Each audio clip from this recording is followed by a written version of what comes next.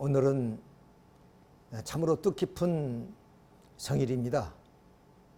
지금으로부터 69년 전 1954년에 참부모님께서 세계 기독교 통일 신령협회를 창립한 69주년을 맞는 날입니다. 또한 61회를 맞이하는 참 만물의 날이기도 합니다. 이런 그 뜻깊은 날에 우리는 참 만물의 날의 그 제정의 의미와 뜻을 이 시간 한번 깊게 헤아려 보도록 하겠습니다. 이 참 만물의 날이 선포되기 전에 이미 참부모님께서는 참 자녀의 날, 그리고 참 부모의 날이 선포되고 세 번째로 선포된 날이 참 만물의 날입니다. 그리고 68년도에 참 하나님 날이 선포됨으로 해서 우리는 4대 명절을 기리게 되는 것입니다. 오늘 이렇게 뜻깊은 그런 명절을 통해서 말씀드린 것처럼 참 만물의 날의 의미와 뜻을 본문 로마서를 통해서 한번 깊게 이해하고 또 참부모님의 말씀을 통해서 우리는 그 뜻을 헤아려 보도록 하겠습니다. 오늘 이 본문의 말씀 로마서 8장 19절부터의 말씀을 제가 봉독하겠습니다. 로마서 8장 19절. 피조물이 고대한 바는 하나님의 아들들이 나타나는 것이니 피조물이 허무한 데 굴복하는 것은 자기 뜻이 아니요 오직 굴복케 하시는 이로 말미암이라. 그 바라는 것은 피조물도 썩어짐의 종노릇안에서 해방되어 하나님의 자녀들이 영광의 자유에 이루는 것이니라. 22절. 피조물이 다 이제까지 함께 탄식하며 함께 고통을 겪고 있는 것을 우리가 아느니라. 그뿐 아니라 또한 우리 곧 성령이 처음 익은 열매를 받은 우리까지도 속으로 탄식하여 양자될 것 우리의 몸의 속량을 기다리라 그랬습니다. 참 이같이 인간의 타락으로 말미암아 만물이 탄식하고 그리고 우리 인간도 탄식하는 그런 하나의 삶을 살아가고 있는 것이 오늘 우리들의 현재의 삶이다. 이런 오늘의 본문의 말씀을 중심으로 해서 우리 인간의 창조 본연의 인간은 어떤 존재인가, 그리고 타락으로 비어진 그런 만물이 탄식하는 그런 세계는 어떠한 세계인가 한 것을 우리가 한번 자세하게 살펴보도록 하겠습니다. 하나님은 창세기 1장 27절에 하나님의 형상 곧 하나님의 형상대로 사람을 창조하시되 남자를 여자를 창조하시고 28절에 하나님은 그들에게 복을 주시며 그들에게 이루시되 생육하고 번성하여 땅에 충만하라고 축복을 해 주십니다. 따라서 하나님의 형상대로 창조된 우리 인간은 하나님의 축복해 주신 3대 축복을 이룸으로써 하나님의 창조 이상이 이루어짐과 동시에 우리 인간은 하나님의 형상대로 지음받은 하나님이 같이 온전한 인간이 되는 것입니다. 따라서 모든 인류는 하나님의 참된 자녀가 되고 또 우리 인간은 개성질체로 창조됐기 때문에 유일무이한 존재가 된, 그리고 하나님께서는 이 우주 만상을 창조하실 때 먼저 인간을 본으로 해서 창조를 하셨기 때문에 바로 이 모든 피조세계는 우리 인간의 하나의 좀 중심을 통해서 존재하는 그러한 하나의 세계가 되는 것입니다. 그래서 우리 인간은 천주적인 가치를 가진 그런 존재라는 것입니다. 이것이 바로 창조 본연의 인간의 모습입니다. 그리고 하나님의 창조의 이상입니다.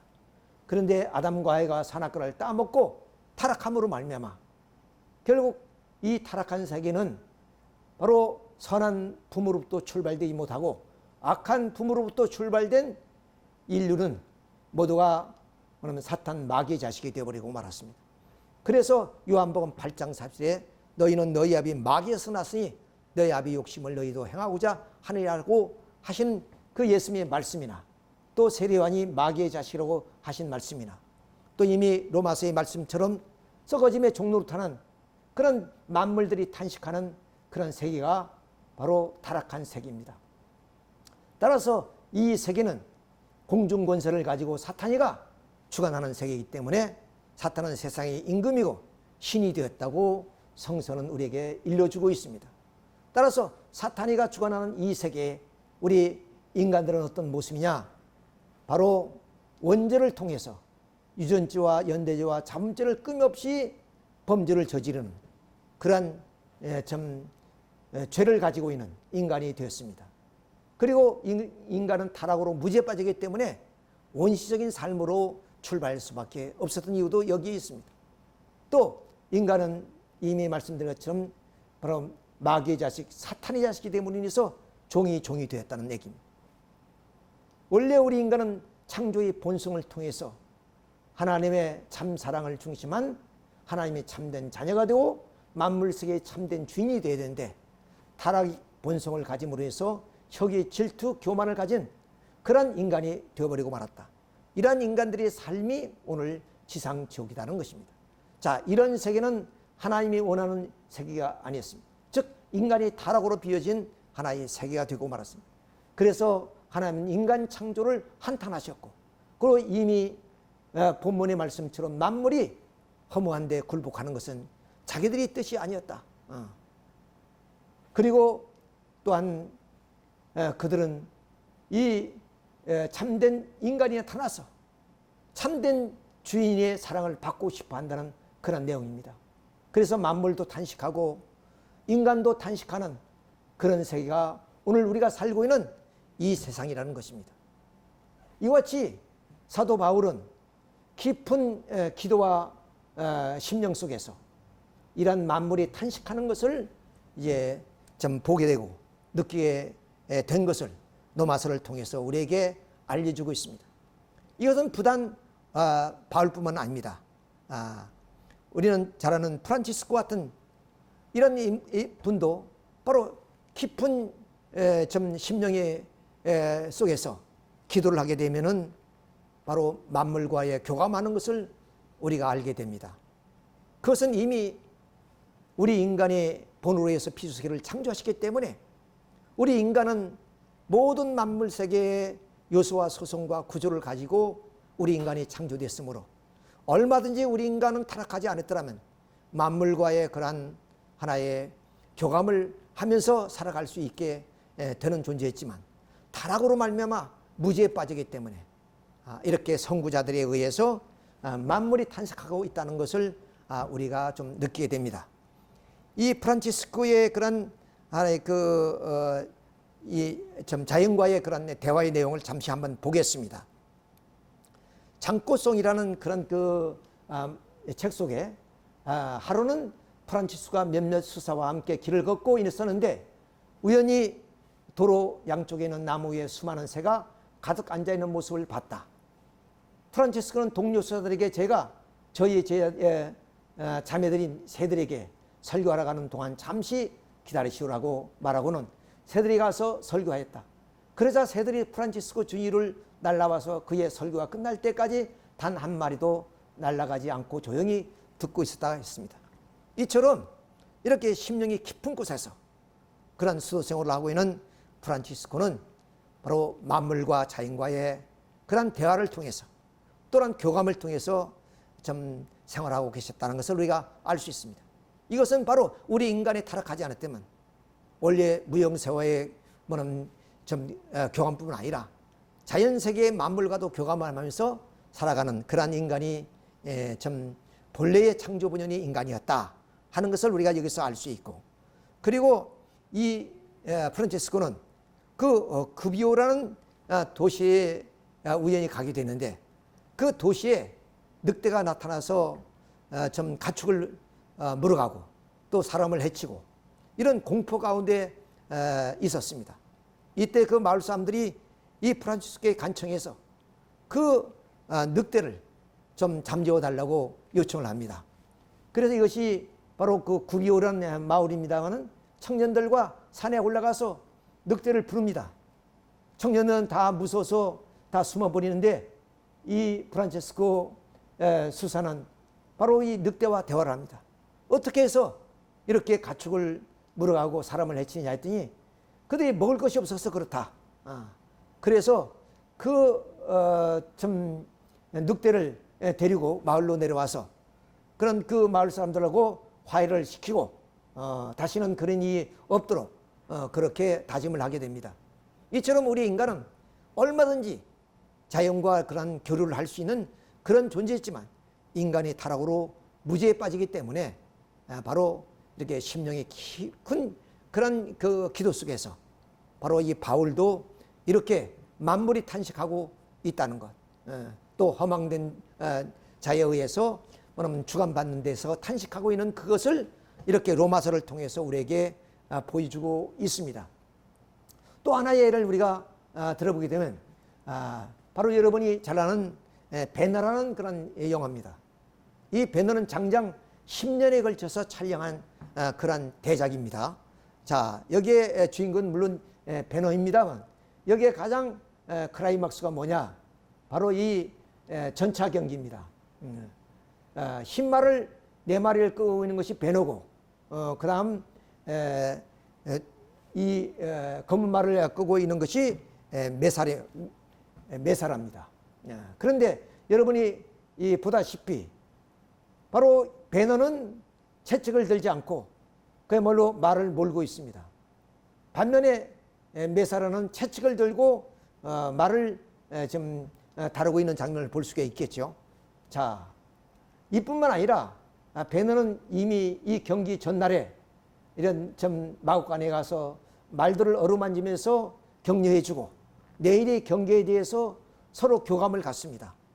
그래서 이 9바퀴를 도는 이 경기장인데 8바퀴까지는 절대 1등으로 가서는 안 되는 거예요. 이동을 유지하다가 마지막 9바퀴째 1등으로 나가야 된다고 이렇게 참 말 못하는 말이지만 이렇게 격려를 합니다.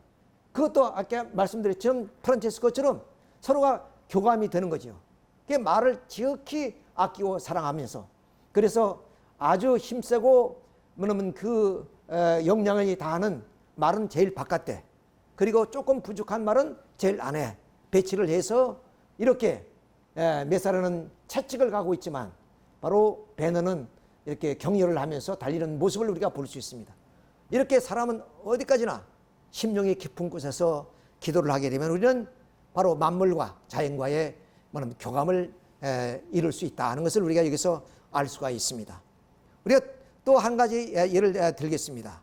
에모토 마사로시라는 우리 일본 학자인데 이분이 바로 물은 답을 알고 있다는 그런 주제로서의 책을 펴서 베스트셀러가 된 적이 있습니다.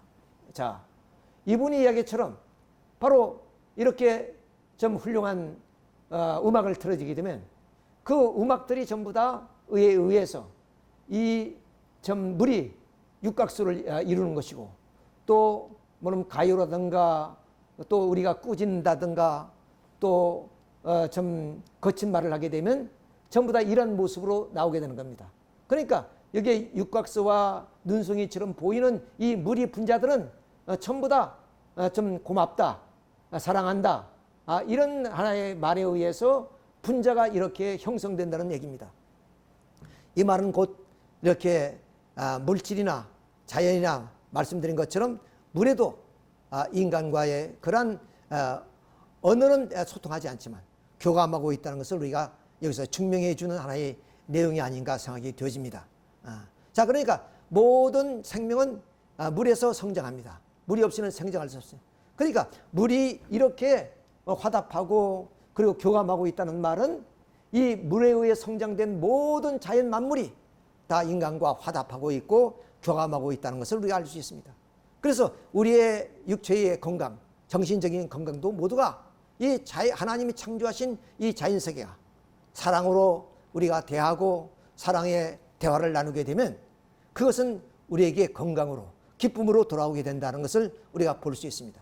그래서 본문에 이 바울이 오는 그 좀 만물과의 교감이 결국 바울에 국한된 것이 아니라 우리도 다 그런 가능성을 가지고 있다는 것을 우리가 여기서 볼 수 있습니다.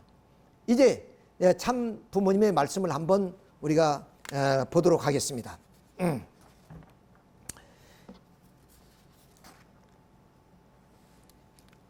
참 부모님이 뭐냐면 이 만물 창조의 그 의미를 다음과 같이 말씀하고 계십니다.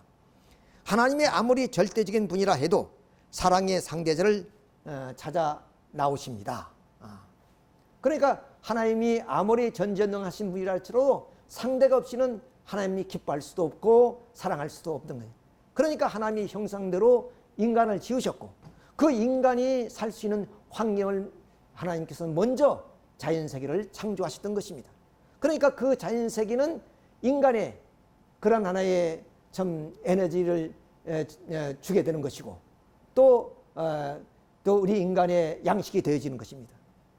따라서 자연이 우리 인간은 하나님의 축복대로 이 자연의 주인이 되고 사랑으로 주관하게 됐다 하는 내용을 우리가 먼저 헤아려 볼 수 있습니다. 그것이 창조의 시작입니다. 사랑의 상대를 찾기 전에 먼저 환경을 만드신 것입니다. 그 환경은 상대자가 그것을 영양분으로 취하여 자라게 하기 위한 것입니다. 그 영양분을 취하는 것도 강제적이 아닙니다. 그 상대자가 참사랑의 주체의 자리에 서기 때문에 자동적으로 만물 전체가 그에 따라 절대 순응해 감으로써 일체가 되게끔 되며 있습니다. 그것이 창조의 근본 정신입니다.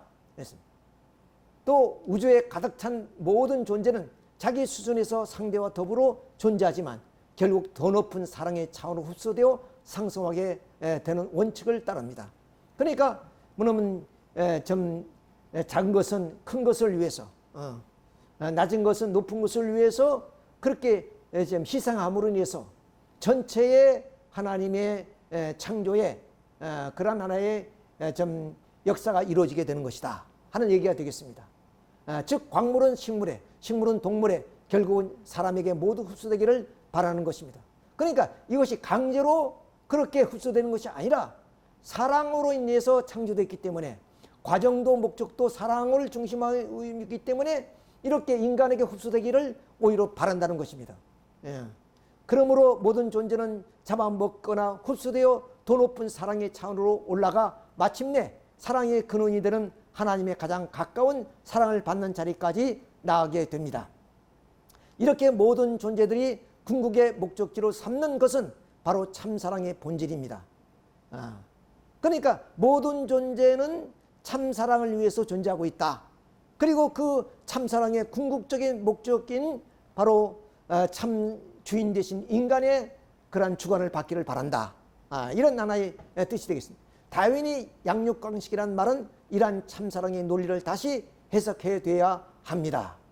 그러기에 개미나 미물마저도 참사랑을 원할 뿐 아니라 자기를 사랑하는 주인한테 가서 죽으려고 하는 것입니다. 이런 원칙에서 하나님이 사랑의 가장 높은 대상으로 지음받은 인간은 모든 만물 다 먹고 취할 수 있는 입장에 있습니다. 이 모든 것을 다 먹고 취하되 바로 이들을 지으신 하나님이 참사랑을 대신한 마음으로 먹고 취해야 됩니다. 만일 그렇지 못하면 만우주는 존립할 수 없습니다. 그러니까 이 만우주를 하나님이 주관하시되 어떻게 주관하셨냐? 사랑으로 주관함으로 알마.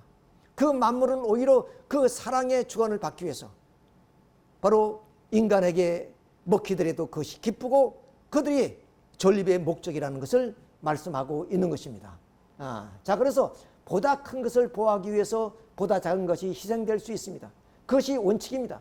사랑이 풀을 먹고 소를 잡아먹는 것은 죄가 아닙니다.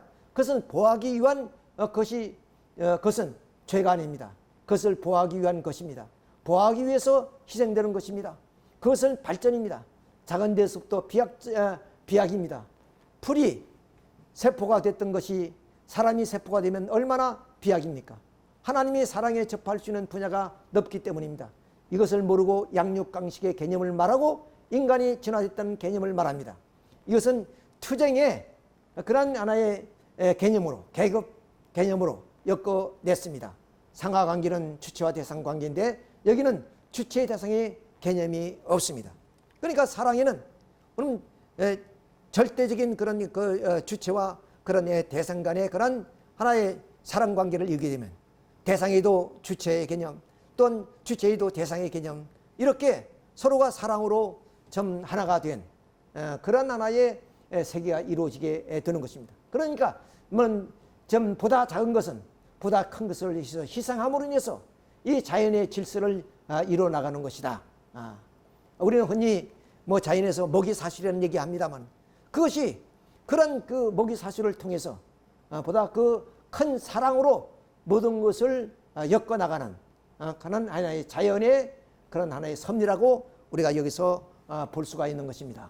그래서 양육강식은 투쟁의 개념입니다. 우주의 만물 세계는 투쟁하고 있다고 합니다. 사랑 이상의 큰 목적을 짐삼고 우주를 동원해서 하나님의 이상적 생명체의 근원을 우리가 조성한다는 개념이 없다는 것입니다. 타락으로 그렇게 됐습니다. 히랍 철학에는 자연계를 적이라는 개념으로 보았습니다. 거기에서 적자 생존의 논리가 나왔습니다. 적절한 환경에서 남지 않으면 생존이 없다는 것입니다. 그것은 타락한 결과입니다. 마르쿠스나 레닌 결과적인 것만 본 것입니다.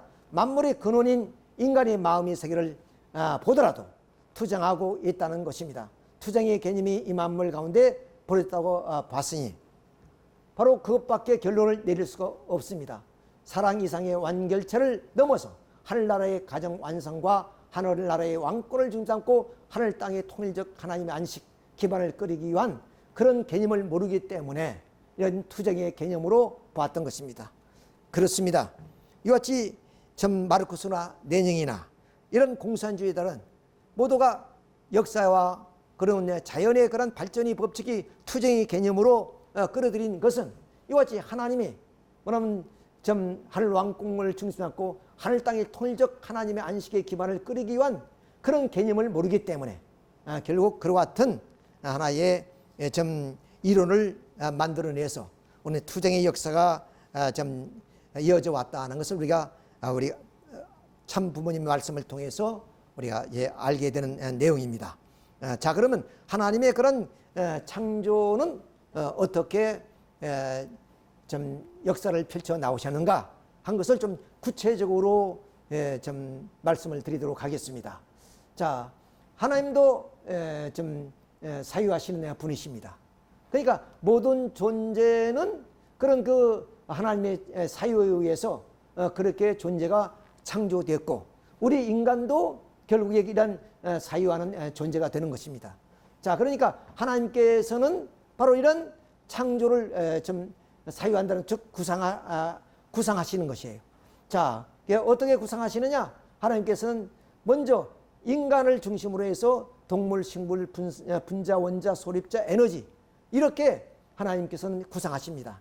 자, 구체적으로 보게 되면 하나님께서는 하나님의 형상대로 우리 인간을 지으신 것처럼 구상도 그렇게 하나님의 모습을 닮은 존재로서 하나님께서 이렇게 구상하시고 그 인간이 살 수 있는 환경으로서 이렇게 동물, 식물 그리고 이렇게 분자, 원자, 소립자, 에너지로 이렇게 하나님께서 구상을 하신 그 기대 위에 하나님은 실제적으로 진료나 그리고 하나님의 창조성을 투입해서 실제 창조 역사가 벌어질 때는 어디에부터 비로소 작은 단위에서부터 점점 그런 높은 단계로 그리고 마지막 하나님이 구상했던 그런 형상대로 인간을 창조하시게 됩니다.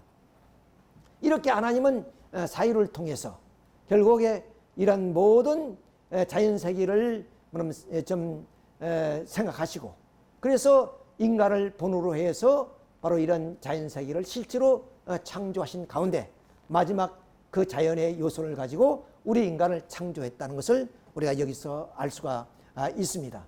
자, 그러면 이런 하나의 하나님의 그런 그 사유와 그리고 창조에 대한 것을 구체적으로 한번 살펴본다면 하나님은 하나님의 형상대로 우리 인간을 창조하시기 전에 먼저 우리 인간을 선유 개념으로 삼고 바로 이 인간의 몸의 그런 삶의 환경으로서 자연세계를 우리 인간의 영의 그런 삶의 환경으로서의 무형실제 세계를 창조하셨던 것입니다.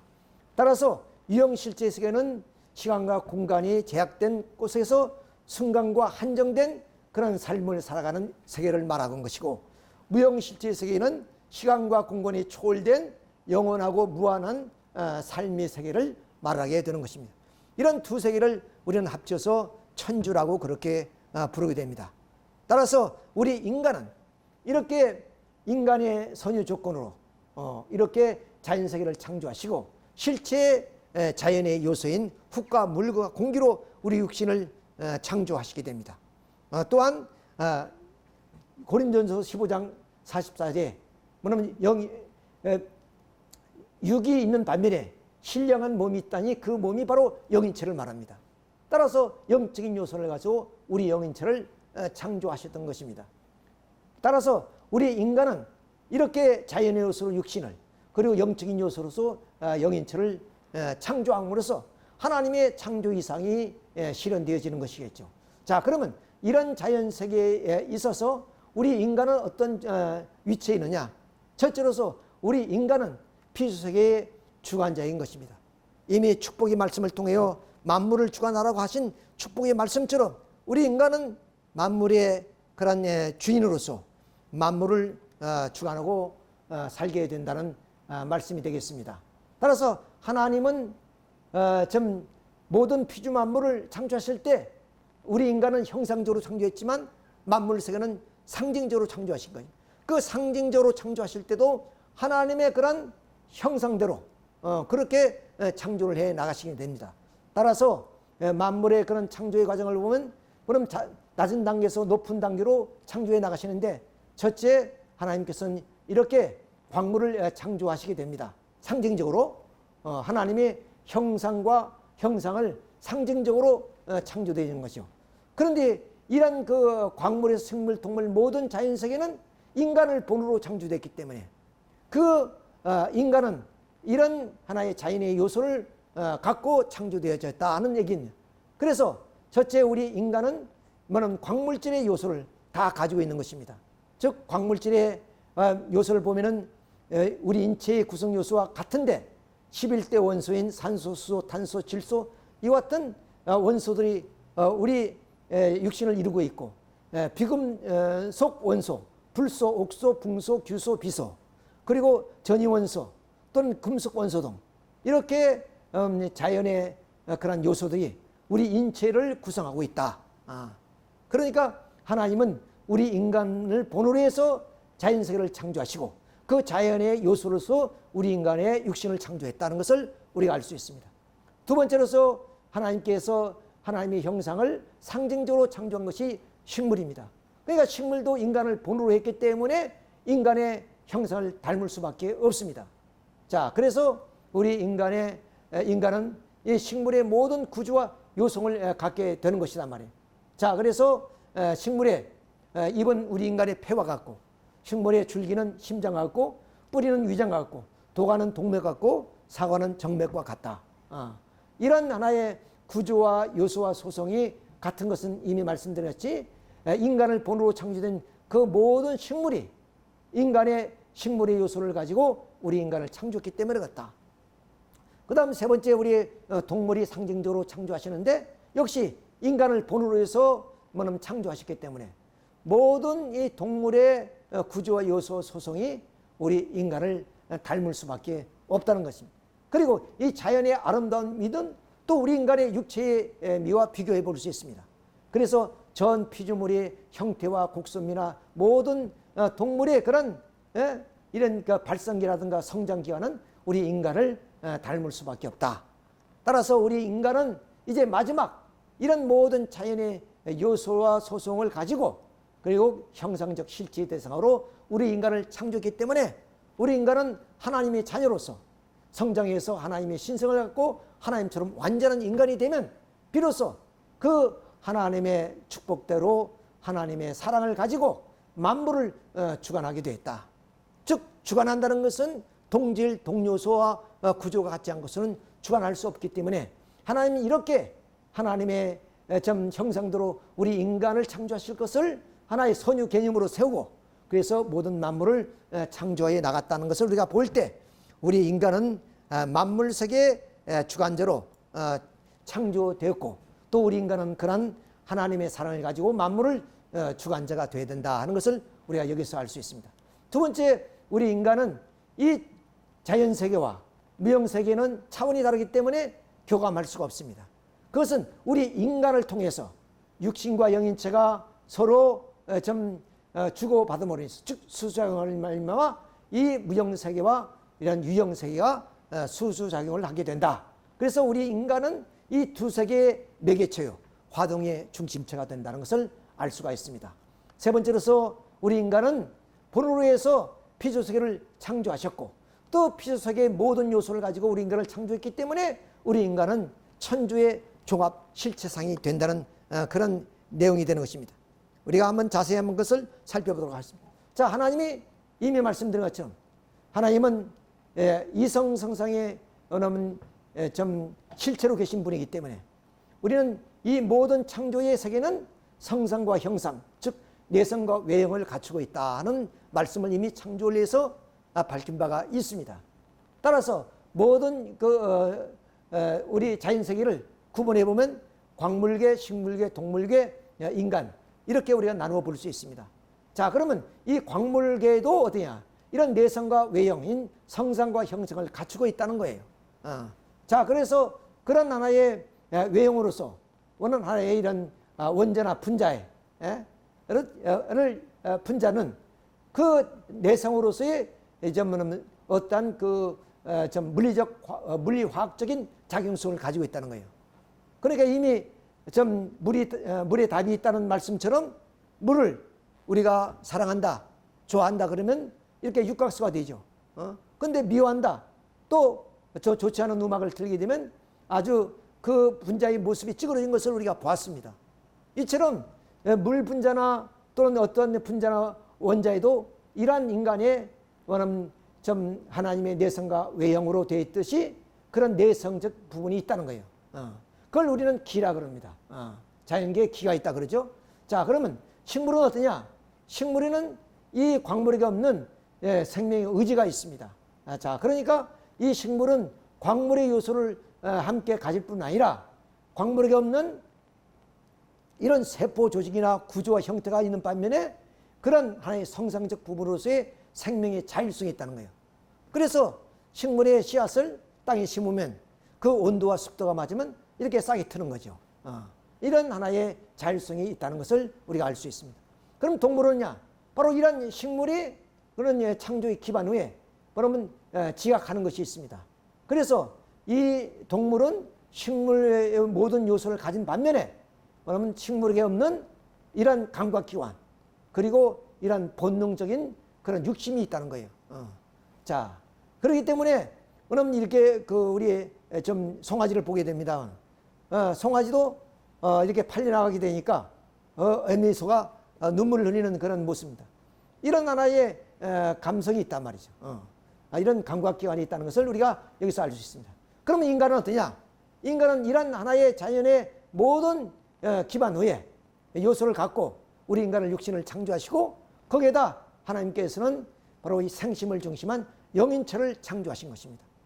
그러니까 혹자는 우리 인간은 고등동물이라지만 절대 고등동물이 아닙니다.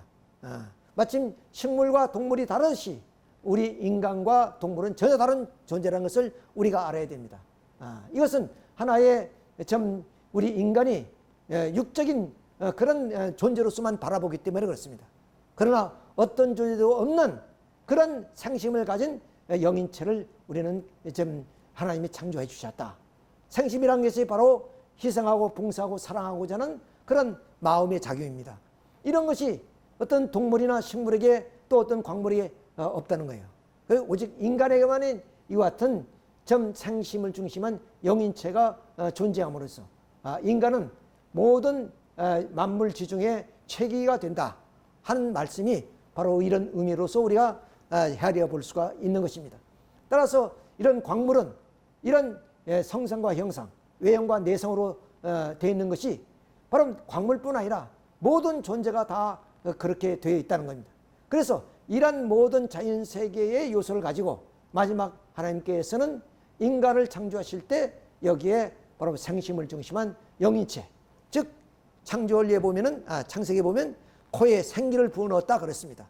그것이 바로 우리 좀 자연세계인 동물과 다른 점이다 이렇게 볼 수 있습니다. 따라서 우리 인간은 바로 이렇게 모든 만물의 종합 실체상으로서의 창조됐다는 것을 이러한 하나의 그림을 통해서 우리가 살펴볼 수가 있습니다. 이런 내용을 우리가 봄으로써 비로소 이 피조세계는 바로 인간의 종합 실체상이다. 그러므로서 예수님이 하신 말씀을 너희가 온 천하를 얻고도 내 한 목숨을 잃으면 무슨 소용이 있겠느냐 하신 말씀처럼 우리 인간의 가치는 천주를 주고도 바꿀 수 없는 그런 고귀한 존재다. 유일무이한 존재다 하는 것을 우리가 안다면 인간의 인권을 유린한다든가 자유를 속박시키는 일은 결코 있을 수 없겠죠. 지금까지 바로 우리 인간은 이런 하나의 하나님의 창조의 어떤 근본적인 그런 좀 사랑을 중심으로 해서 살펴보지 못하고 동물처럼 육체적인 그런 모습으로 바라보기 때문에 많은 그 좀 유물론자들이 우리 인간을 동물처럼 그렇게 보았다는 것을 우리가 알 수 있습니다. 자, 그럼 다음에 우리 천체를 보더라도 하나님이 우리 인간의 삶의 환경으로서 이렇게 지구뿐만 아니라 태양을 중심해서 이러한 그 태양계가 형성이 되어집니다. 그러니까 우리 그 지구는 가장 이 태양과의 적당한 거리를 유지해서 그리고 사계절이 변화를 이루게 됩니다. 만일에 이 지구의 중력이 조금이라도 좀 높거나 낮아지면 어떤 현상이 벌어지나 오늘 같은 삶을 영위할 수가 없다는 겁니다. 예를 들어서 이제 비가 오는 것도 중력이 맞기 때문에 비가 온다는 겁니다. 예를 들어서 중력이 너무 좀 높으면은 그럼 물이 수증기로 변해서 하늘로 올라갈 수 없다는 것이고 또 너무 중력이 낮게 되면은 또 구름이 좀 물방울을 이루어서 비로소 내려올 수 없다는 겁니다. 그러니까 이 지구의 그런 그 형태나 거리나 모든 것이 하나님이 좀 적절하게 인간이 살 수 있는 환경을 하나님이 만들어 주셨다 하는 것을 우리가 알 수 있는 것이고 이 우주의 신비란 것은 뭐 제가 말씀을 드리지 않더라도 우리가 너무나 잘 알고 있는 사실입니다. 이런 것을 봤을 때 이 피조 세계가 우연히 이렇게 좀 태생된 것이 아니라 하나님의 그런 사유에 의해서 이렇게 하나님의 사랑의 손길을 통해서 창조되었다는 것을 우리가 알 수가 있습니다. 아마 이것은 저 북극의 오로라 그런 현상이라고 봅니다만 이렇게 아름다운 장면들이 어떻게 이렇게 우연히 일어날 수 있고 그러면 하나님의 창조의 손길이 아니고서는 절대로 이런 하나의 현상이 일어날 수가 없다 하는 것을 우리가 알 수 있고 이미 말씀드린 것처럼 이런 자연세계도 이런 하나의 모기사슬처럼 이런 계대를 통해서 이제 좀 미미한 것은 그보다 큰 것을 위해서 희생함으로써 결국 하나님의 참사랑의 실체이신 인간에게 먹힘으로 알마 인간을 중심으로 하는 사랑의 하나의 좀 질서를 세우자 하는 것이 하나님의 창조의 뜻이기 때문에 여기에 양육강식의 논리가 아니라 사랑의 질서에 의한 하나의 관계다 하는 것을 우리가 알 수 있습니다. 또 하나님의 창조의 역사 보면 이렇게 사계절의 변화를 통해서 그야말로 좀 부풍한 설에 몰아치는 겨울이 오면 따스한 봄이 오고 그 봄이 오면 또 여름이 오고 이런 계속 과정 속에서 뭐냐면 식물들이 성장하고 또한 또 이렇게 좀 풍요한 가을을 맞이하는 것 우리가 태풍이라든가 또 많은 천변지가 일어나는 그런 현상들이 우리가 부정적으로만 볼 것이 아니라 긍정적인 측면에서 볼 때도 역시 이렇게 우리가 참 자연의 현상을 또 우리가 아름답게 바라볼 수가 있습니다. 이렇게 여름에 농부들이 땀을 흘려서 이렇게 곡식을 갖고 되면 가을에는 풍성한 수확을 축복해 준다. 그러니까 이런 풍성한 가을을 맞이할 때까지는 비바람이 몰아치고 태풍이 몰아치고 그야말로 자연의 많은 변화가 벌어지죠. 그것들이 결국에 좀 우연히 일어나는 것이 아니라 이런 자연의 어떤 질서를 통해서 결국에 인간의 그런 모든 세계를 사랑으로 주관할 수 있도록 해주시기 위한 자연의 변화다 하는 것도 우리가 여기서 알 수가 있는 것입니다. 우리는 이제 이런 하나의 자연의 세계를 보면서 바로 이런 수확의 기쁨도 땀을 흘리면 그 땀이 대가로서 이렇게 풍성한 가을과 결실을 우리가 맞이할 수 있다는 것을 우리가 여기서 알 수 있습니다. 자, 그런데 우리는 그 자연의 고마움을 우리가 이 시간을 통해서 다시 한번 느껴볼 것이 무엇이냐. 즉 자연은 우리 인간의 삶의 환경이요 터전입니다. 그리고 우리의 양식이 옵니다. 근데 만약에 자연이 뭐냐면 이러한 그 삶을 포기한다면 어떻게 되겠습니까? 이렇게 물 한 점이 없고 흙 한 점이 없는 곳에서도 그들은 절대로 생명을 포기하는 법이 없습니다. 자기의 준 그 생명을 최선을 다해서 이렇게 흙 한 점 없는 곳에서도 이렇게 꿋꿋하게 생명을 유지해 나가는 것은 오직 그들이 참 사랑의 그러한 주관을 받기 위한 참 사랑을 중심에서 그들은 이렇게 서 있다고 이렇게 우리가 볼 수가 있는 겁니다. 이런 북극의 이 식물들은 여름이 짧다는 것을 알기 때문에 일찍 개화를 해서 그리고 가을이 오기 전에 꽃을 피우고 열매를 맺어서 계대를 이어나가는 거죠. 이렇게 뭐냐면 식물들도 자연의 변화를 알게 되는 것이다. 그래서 그 자연에 적응하면서 존재하는 목적은 뭐냐? 모두가 인간을 위해서 존재하고 있다. 차원 높은 인간의 사랑을 받고 싶어 한다는 것이 그 바울의 그런 고백처럼 우리가 이러한 자연의 현상을 보고 알 수가 있는 것입니다. 이렇게 여름이 가기 전에 꽃을 피우고 열매를 맺어서 계대를 이어나가는 거죠. 그리고 몽골 평야에 서식하고 있는 세제 두루미도 그들은 월동하기 위해서 이렇게 넘기 힘든 히말라야를 넘어서 인도로 넘어가서 월동을 하고 다시 여름이 되면은 다시 몽골 평야로 돌아오는 거죠. 이런 하나의 자연계의 질서, 이런 것도 모두가 다 참 사랑의 차원 높은 인간의 사랑을 중심해서 엮어져 난 하나의 자연의 그런 하나의 질서라는 것을 우리가 여기서 볼 수 있고, 이렇게 황제 나비도 이렇게 캐나다의 럭키 산맥에 있던 서식하던 그런 황제 나비가 겨울 월동하기 위해서는 수천 킬로가 떨어져 있는 멕시코로 이제 옮기게 되는 거죠. 삶을. 그 과정 속에 얼마나 많은 어려움이 있겠습니까?